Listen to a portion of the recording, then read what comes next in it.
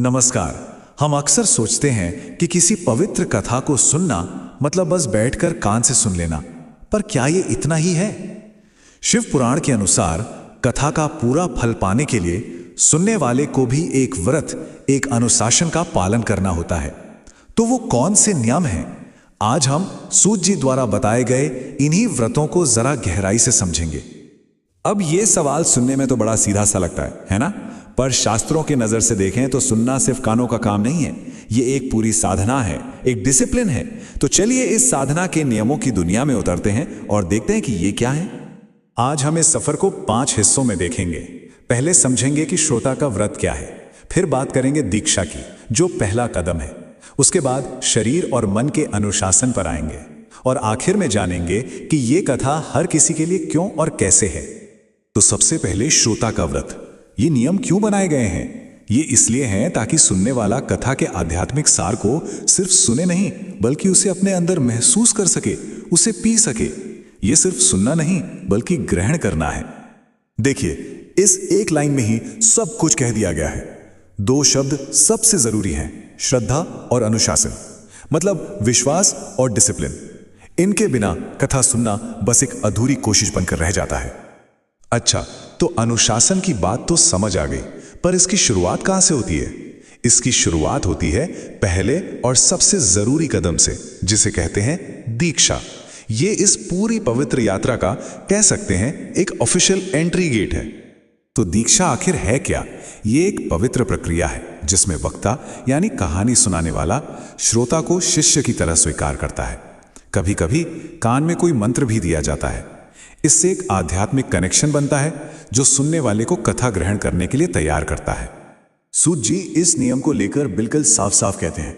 उनका मानना है कि बिना दीक्षा के कथा सुनने का पूरा अधिकार ही नहीं मिलता। मतलब इस कथा व्रत का सबसे पहला और सबसे जरूरी कदम वक्ता से दीक्षा लेना ही है। ठीक है, तो दीक्षा हो गई, अब आगे क्या? अब बारी आती है शरीर को साधने की। कथा के दिनों में शरीर को भी एक खास तरह के डिसिप्लिन में रखना बेहद जरूरी माना गया है। ये 4 व्रत शरीर को साधने के लिए हैं और हर एक के पीछे गहरा मतलब है। ब्रह्मचर्य से ऊर्जा का संरक्षण होता है। जमीन पर सोना हमें विनम्र बनाता है। पत्तल पर भोजन करना अहंकार को कम करता है और कथा के बाद भोजन करना, ये सब मिलकर शरीर को कथा ग्रहण करने के लायक बनाते हैं। शरीर के अनुशासन की बात हो और आहार की बात ना हो, ऐसा तो हो ही नहीं सकता, क्योंकि जैसा अन्न वैसा मन। जो हम खाते हैं उसका सीधा असर हमारे मन की शांति और कंसंट्रेशन पर पड़ता है। तो यहां खाने पीने के नियम बिल्कुल स्पष्ट हैं।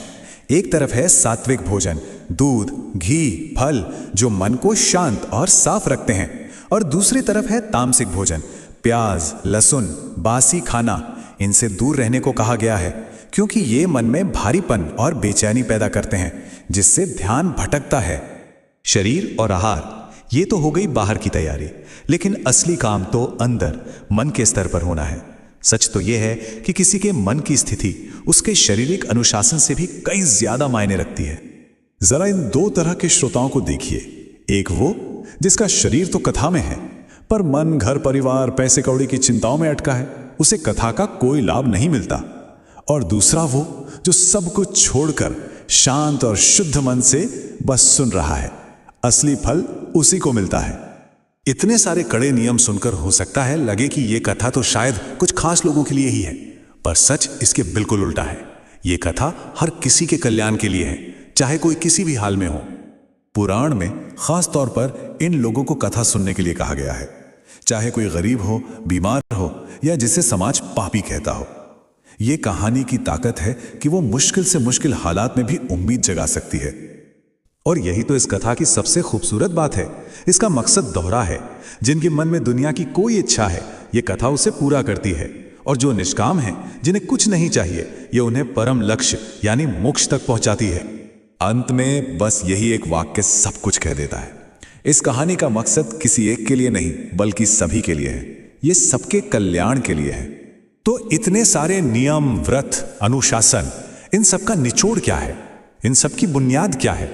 बुनियाद है सच्ची भक्ति और अटूट विश्वास। नियम जरूरी हैं, पर इन सब से ऊपर यही 2 चीजें हैं, कथा का असली फल पाने की चाबी यही है। आखिर में बस एक सवाल छोड़कर जाऊंगा। जरा सोचिए, अगर एक कहानी को सिर्फ सुनने के लिए इतने गहरे अनुशासन और तैयारी की जरूरत है, तो उस कहानी में खुद कितनी शक्ति होगी? इस पर विचार जरूर कीजिएगा। कृपया इस वीडियो को लाइक करें। यदि यह कथा आपके हृदय को छू गई हो तो इसे अपने परिवार और मित्रों के साथ शेयर करें। भगवान शिव की दिव्य कथाओं से जुड़े रहने के लिए कृपया हमारे चैनल को सब्सक्राइब करें। अगर आप शिव महिमा और धार्मिक कथाओं में और अधिक गहराई से जानना चाहते हैं तो हमारा ब्लॉग www.shivpurankatha.com जरूर एक्सप्लोर करें। भगवान शिव की कृपा आप सभी पर बनी रहे। अगले वीडियो में फिर मिलेंगे। जय भोलेनाथ।